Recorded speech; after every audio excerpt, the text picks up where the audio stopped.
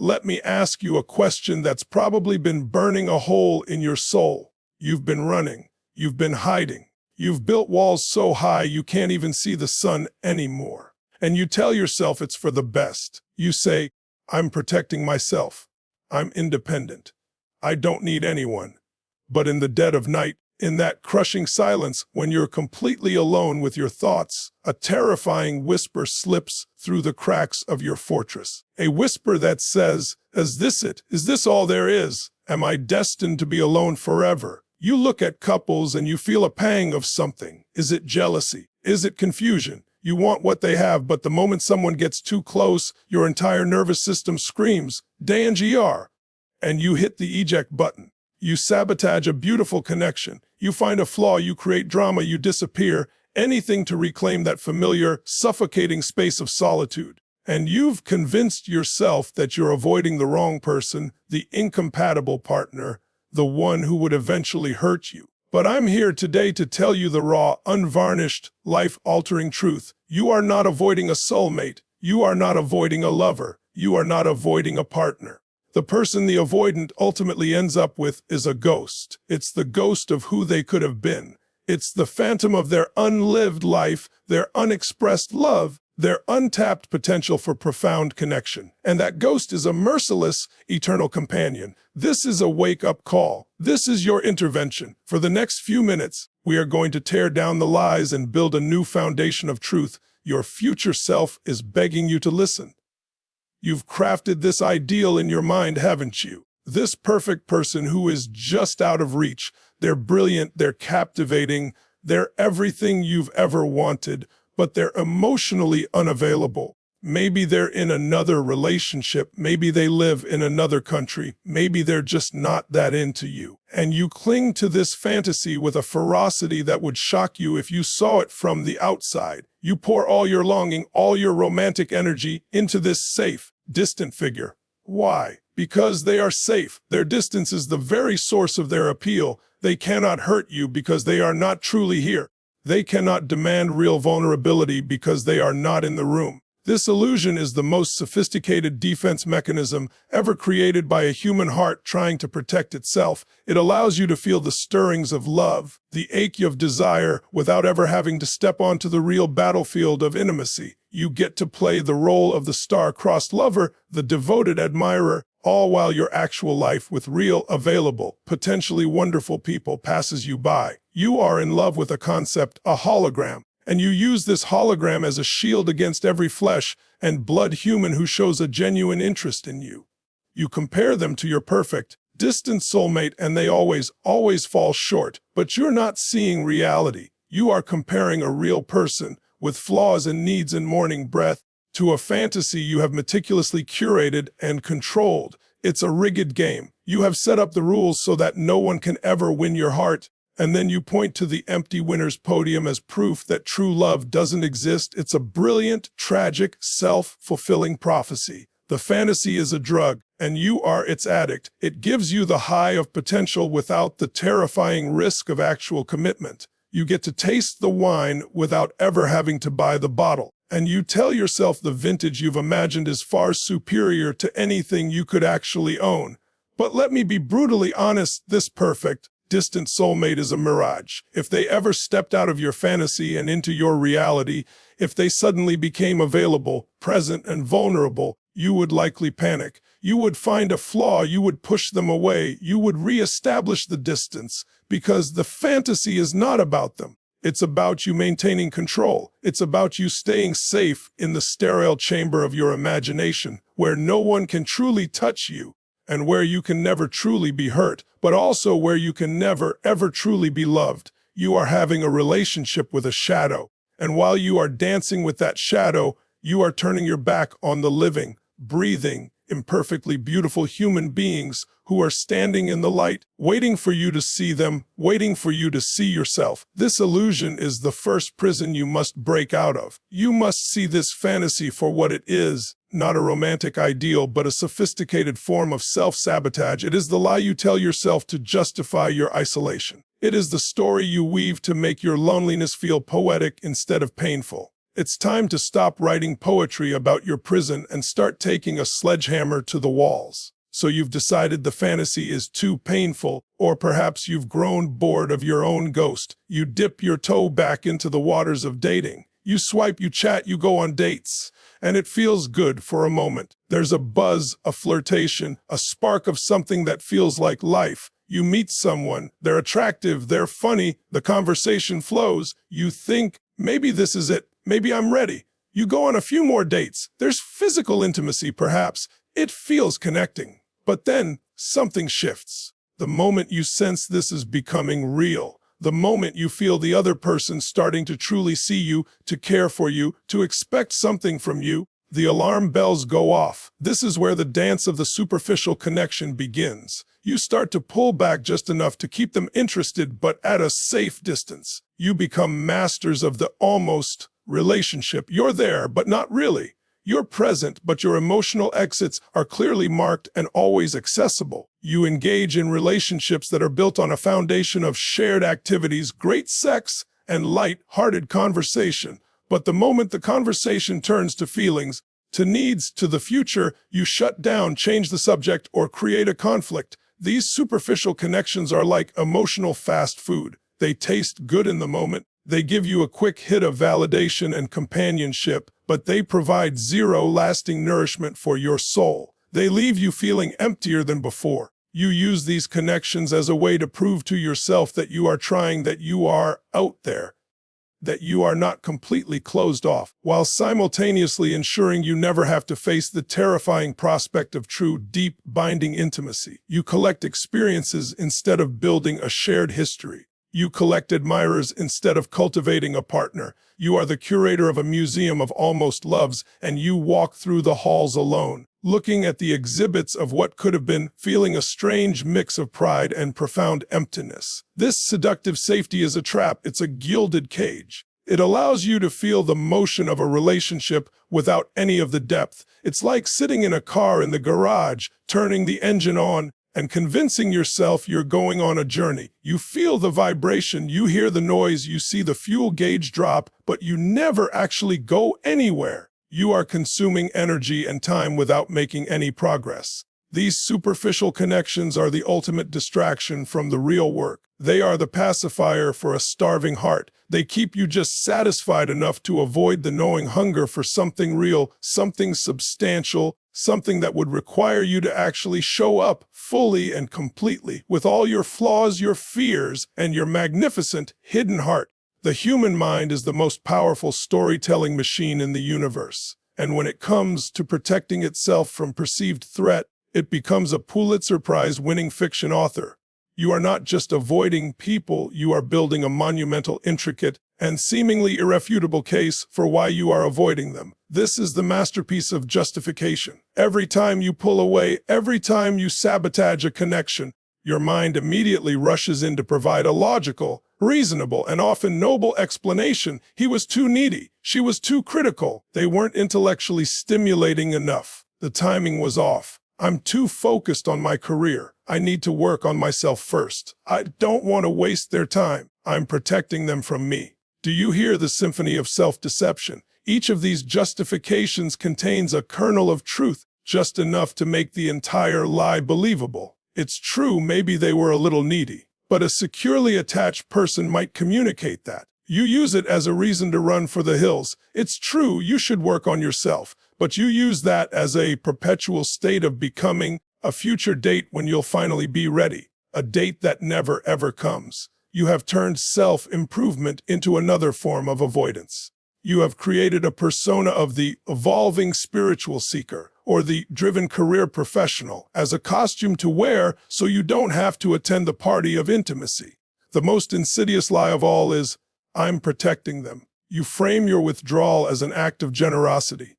They deserve someone better, someone who can give them what they need. This is the crown jewel of the avoidance justification. It makes you feel noble, self-sacrificing, even heroic. But strip away the veneer, and what is it? It's the ultimate act of arrogance. It's you deciding for another adult what they can and cannot handle. It's you robbing them of their agency, of their right to choose you, flaws and all. It's a control tactic disguised as compassion.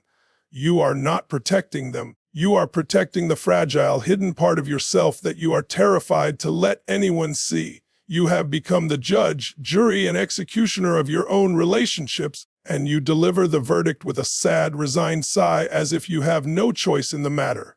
But you do have a choice. The first step to breaking this cycle is to call out the lies. You must become a detective of your own mind. You must catch yourself in the act of justification. The next time you feel that urge to pull away and that wave of reasons floods your brain, you must stop and ask the terrifying, powerful question, is this true? Or is this just a story I am telling myself to feel safe? You must be willing to expose the masterpiece as a forgery. You must be willing to see that the intricate, beautiful tapestry of reasons you've woven is actually a straitjacket, keeping your heart locked away from the very thing it was built for, to love and to be loved in all its messy, terrifying, glorious imperfection. You can lie to your mind. You can craft beautiful stories and rationalizations, but you cannot lie to your body. Your body is the ultimate truth teller. It carries the wisdom of your nervous system, a system built over millennia not for happiness, but for survival. And for the avoidant, intimacy does not register as connection, it registers as a threat to your autonomy, a threat to your safety, a threat to your very existence. So you can sit across from someone wonderful, someone your logical mind knows is kind, trustworthy, and good for you. You can tell yourself, this is it, this is the one.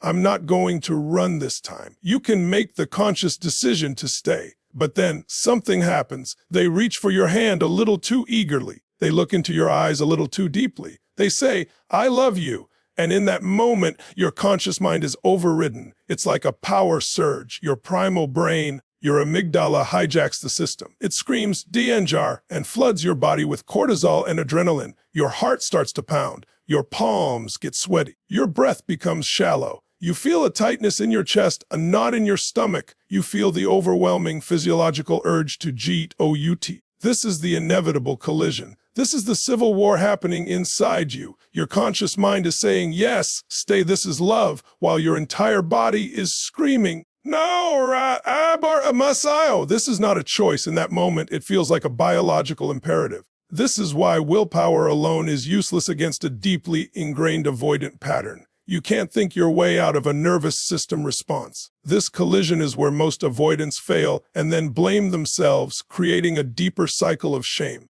They don't understand why they feel so repulsed by the very thing they want. They think there's something fundamentally broken inside them. They think, I must not really love them, or I'm just incapable of love. That is a lie. What is happening is not a measure of your capacity to love. It is a measure of your body's perception of threat. It's a misfire. It's an ancient alarm system going off in a house that is no longer on fire. The fire was in your past. Perhaps a childhood where your needs were not met, where you were taught that dependence was dangerous, where love was conditional or unpredictable. But the alarm is still wired to go off at the slightest hint of smoke, and intimacy creates a lot of smoke. This collision is not your failure, it is your crossroads.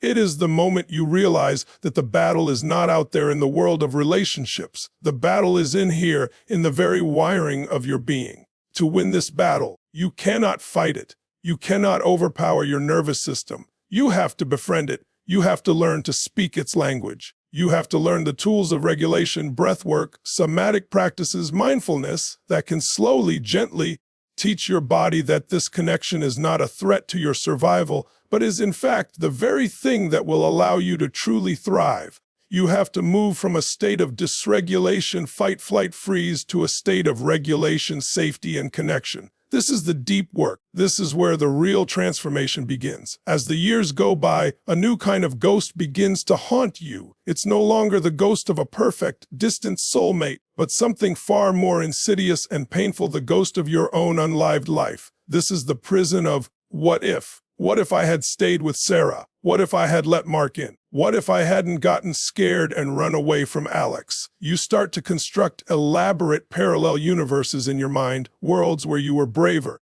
where you were different, where you made the other choice. In these parallel lives, you are married, you have children, you are happy, you are loved, you come home to someone. You have a history, a shared story, a partner to face the world with. You imagine the quiet moments, the inside jokes, the comfort of a hand on your shoulder during a hard time. This fantasy is different from the first one. It's not based on a perfect, distant person. It's based on real opportunities you had and consciously or unconsciously destroyed. It is fueled by regret. This prison is perhaps the most torturous of all because you are both the inmate and the warden. You are torturing yourself with the beauty of a life you were too afraid to choose. Every time you see a couple that reminds you of a past relationship, a little piece of you dies inside. Every holiday season, every birthday you spend alone. Every time you face a crisis and have no one to call, the walls of this prison grow thicker. You become a historian of your own failures in love. You curate a museum of your almost relationships, and you walk the halls every night looking at the exhibits of what could have been.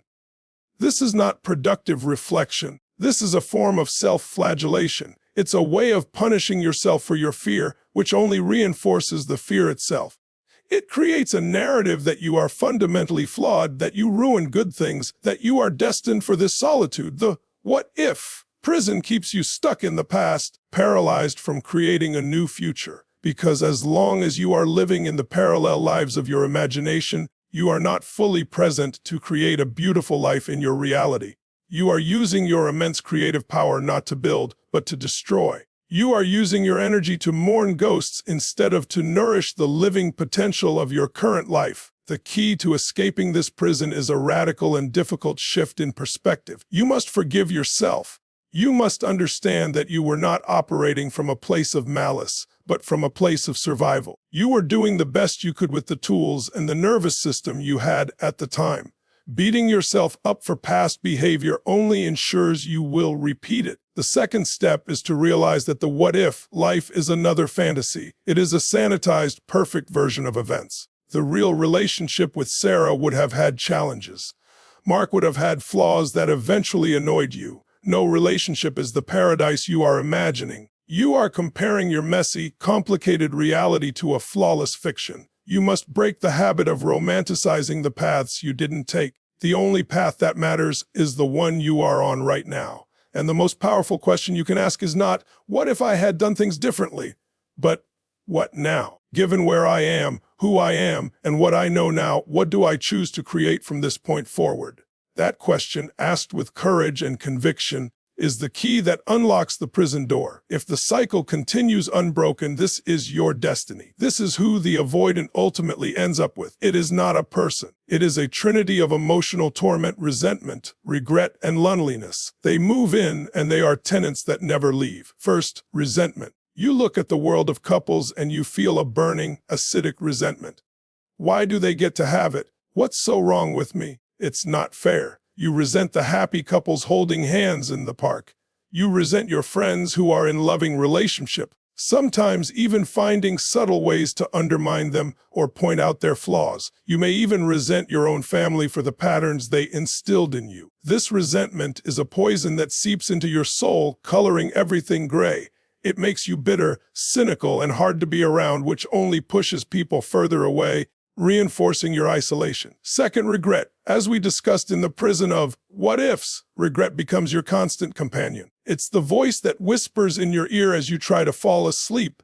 It's the ache in your heart when you see an old photo. It's the crushing weight of opportunities lost, of love offered and rejected. Regret is the interest you pay on a debt of fear that you accrued over a lifetime. It is a heavy blanket that smothers your joy and your potential for new beginnings. Finally, and most profoundly, there is loneliness. But this is not just any loneliness. This is a profound, existential loneliness. It's the loneliness of knowing that you have built a fortress around your heart, and now you are dying of starvation inside it.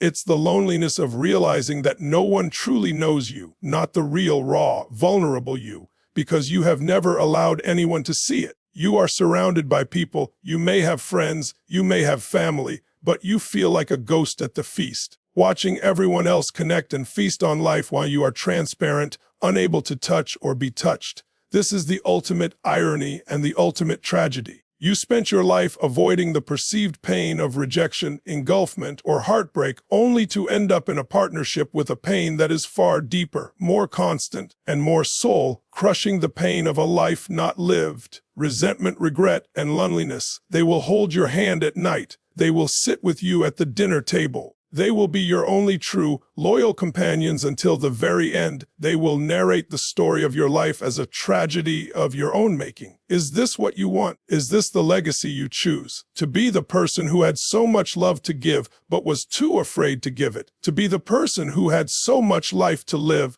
but chose a life sentence in a prison of their own design. This is the bottom. This is the cold, hard truth. But here's the secret they don't tell you. Hitting bottom becomes the solid foundation on which you can rebuild your life.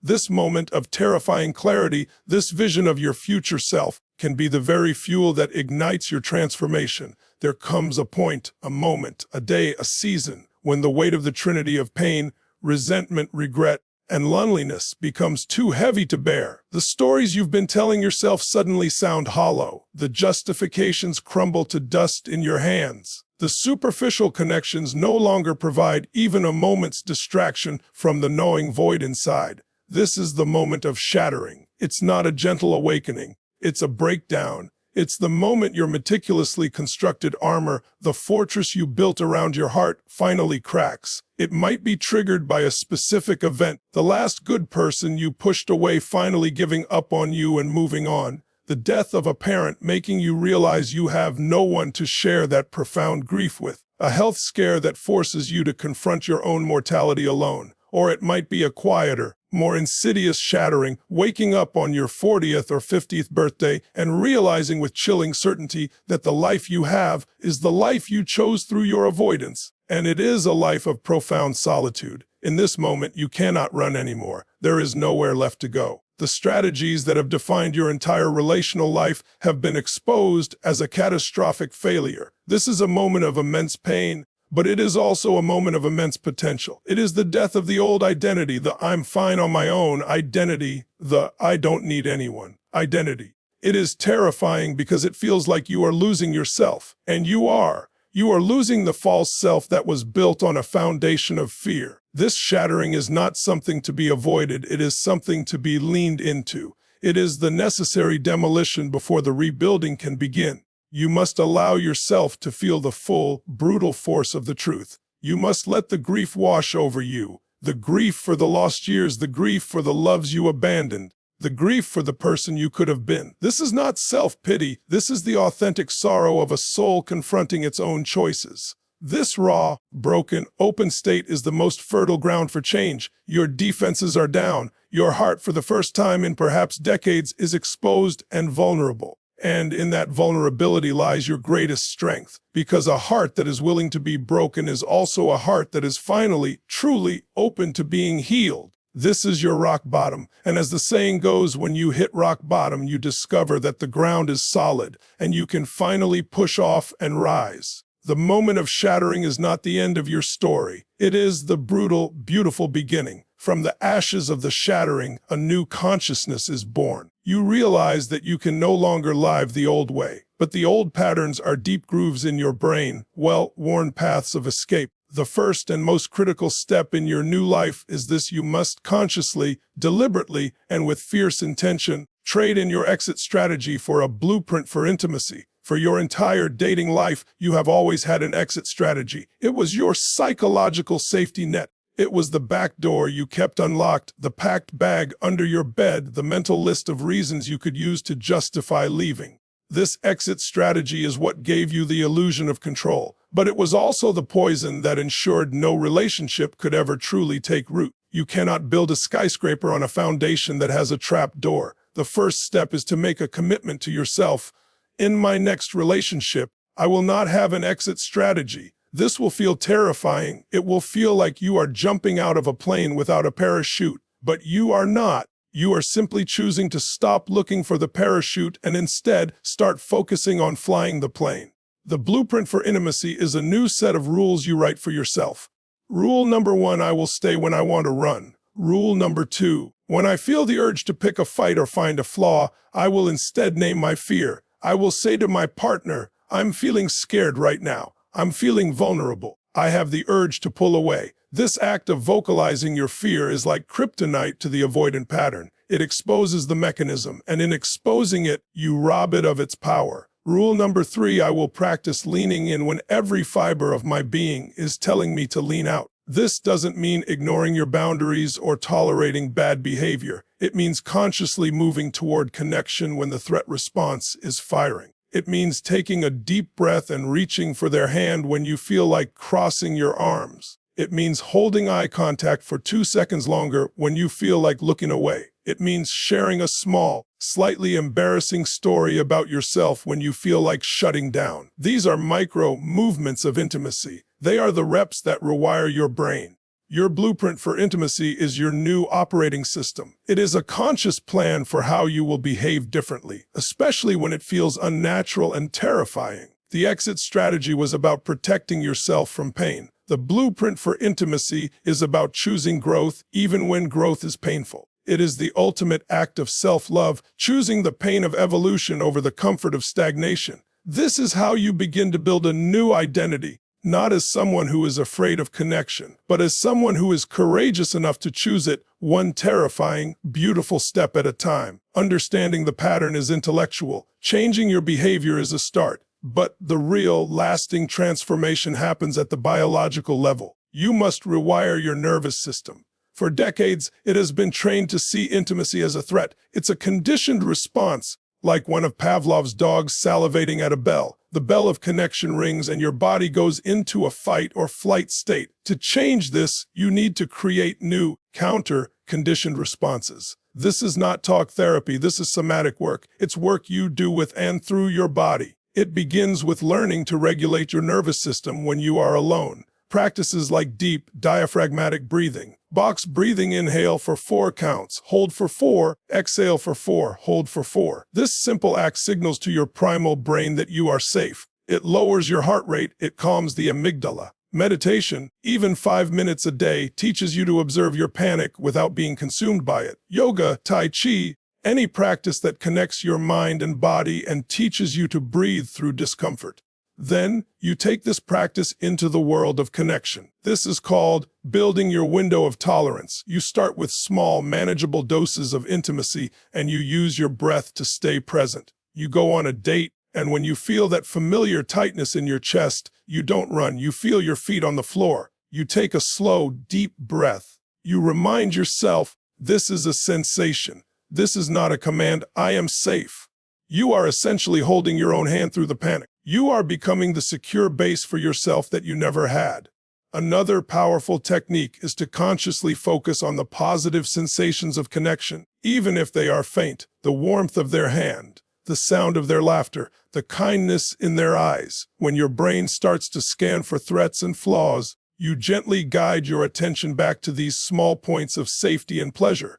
You are manually reprogramming your brain's focus. You are teaching it to look for the reward in connection, not just the danger. This is slow, deliberate, and often frustrating work. There will be days you fail. There will be moments the old pattern wins. But with consistent practice, something miraculous begins to happen. Your window of tolerance widens. The panic that used to be a 10 out of 10 becomes an 8, then a 6, then a 4. The urge to run subsides more quickly. You discover that you can stay present through the discomfort, and on the other side of that discomfort is a feeling of connection that is more profound and nourishing than any fleeting sense of safety you ever got from running. You are literally building a new biology for love. This is the culmination. This is the new identity. You are no longer a passive prisoner of your fear, reacting to triggers and fleeing from connection. You have now stepped into the role of the architect of your love life. An architect does not run from the empty plot of land. They survey it, they understand its contours, and they draw a blueprint. An architect does not panic at the need for a foundation. They pour one strong and deep. An architect anticipates storms and designs the structure to withstand them. This is you now. You have the self-awareness to know your triggers, the survey. You have the blueprint for intimacy, the plans. You have the somatic tools to regulate your nervous system, the materials and engineering. Now, you get to build. You make conscious choices. You choose a partner not based on who feels the least threatening, i.e., who is the most distant, but based on shared values, character, and a capacity for kindness and patience. You communicate your needs and your fears proactively. building a relationship on a foundation of radical honesty instead of silent resentment. You see conflicts not as threats that signal the end, but as opportunities to build a stronger connection, to understand each other better. You are no longer a victim of your past or your patterns.